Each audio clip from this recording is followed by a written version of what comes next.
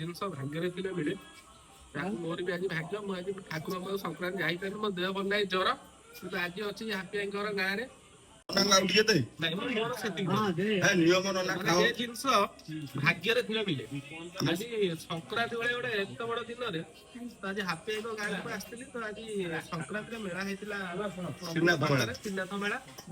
ଆମର ବଟୁବସଙ୍କ ପାଖରେ ଏଟା ଦାଦା ଆରମ୍ଭ କରୁଛନ୍ତି, ମାନେ ବାବା ସ୍ୱାଇଁ ଆରମ୍ଭ କରୁଛନ୍ତି। ସେ ଆଜି ଅସୁସ୍ଥ, ଆମେ ଏମିତି ଟିକେ କରିଦଉଛୁ ଆଉ। ନନାଙ୍କୁ ଡାକିଥିଲି, ନନା ଆସ ଟିକେ ଭୋଗ ଖାଇଦେଇ ଯିବ। ଖାଲି ମାନେ ଟିକେ ଶିରିଣୀ ହୁଏ ଆଉ। ଆମର ମାନେ ହନୁମାନଙ୍କ କରରେ ଆମର ବାବା ଅଛନ୍ତି, ତାଙ୍କରି ପାଖରେ ଆମେ ତାଙ୍କ ଚେଲା ଆଉ। ଏ ଜିନିଷ ଭାଗ୍ୟରେ ଥିଲେ ମିଳେ।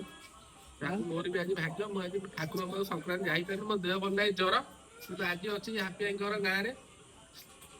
ମାନେ ଠାକୁରଙ୍କର ପ୍ରସାଦ ଟିକେ ପାଇବା ପାଇଁ ଶିରିଣୀ। ମିଠା ଅଛି ନା ନନୁ ମିଠା ଖାଉନୁ? ନାଇଁ ନାଇଁ, ମୁଁ ଖାଉନାହିଁ ମିଠା।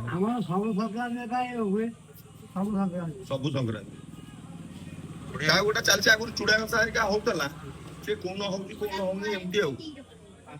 ସଂକ୍ରାନ୍ତି ଟିକେ ଘଣ୍ଟ ଫଣ୍ଟ ହୁଳହୁଳି ଶଙ୍ଖ ଏଗୁରା ଗାଁରେ ବାଜିବା କଥା, ବୁଝିପାରିଲେ କି ନା? ମାନେ ଯାହା ମାନେ ଲୋକ କହନ୍ତି ଠାକୁର, ମୁଁ ଗୋଟେ ଇଏରୁ ପଢୁଥିଲି, ବୈଜ୍ଞାନିକ ମତରେ ବି କିଛି ଜୀବାଣୁ, ରୋଗ ଜୀବାଣୁ ମରିଯାଆନ୍ତି। ଏଟା ସତ କି ମିଛ ଟିକେ ନିଶ୍ଚିତ ଭାବରେ କହିବେ। ରଖୁଛୁ, ନମସ୍କାର, ହର ହର ମହାଦେବ ପ୍ରଭୁ। ଭଲ ଲାଗୁନ ନା? ବ୍ରାହ୍ମଣିଆ ଲୋକ ଚୁଡାକୁ ଶିରିଣୀ ପୁରା ନାଦିଅ ପକେଇଲ।